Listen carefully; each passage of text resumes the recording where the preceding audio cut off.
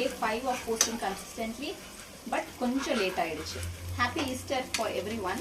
இன்னைக்கு காலையிலேயே நான் கொஞ்சம் ஃபீவரோட எந்திரிச்சதுனால சமைக்கிறப்ப தான் என்னால் ரெக்கார்ட் பண்ண முடிஞ்சது. ஸோ இன்னைக்கு எங்கள் வீட்டில் வந்து திஸ் இஸ் மை ஹஸ்பண்ட்.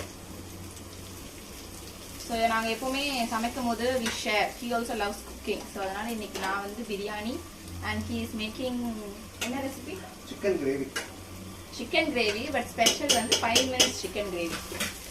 நம்மெல்லாம் பசிச்சா 1 o'clock பசிக்கும், மேக்ஸிமம் 2 o'clock இல்லை 2:30 சாப்பிடுவோம். கரெக்டாக என் ஹஸ்பண்ட் வந்து காலையில் 9 o'clock இல்லை 10 o'clock கிச்சனுக்குள்ள வந்துடுவாங்க சமைச்சு தரேன் அப்படின்ட்டு.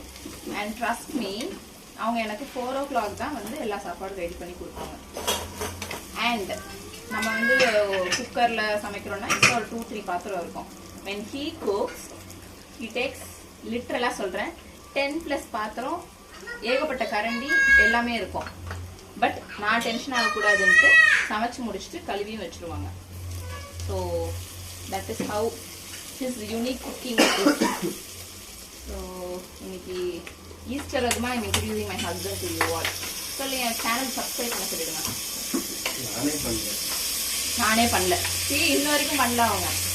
That's okay. That's okay. Subscribe பண்ணனால he is my big fan.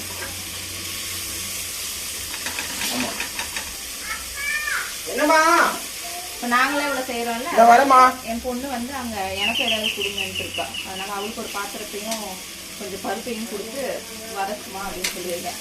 Anyways, thanks for வாட்சிங். பை. Happy Easter.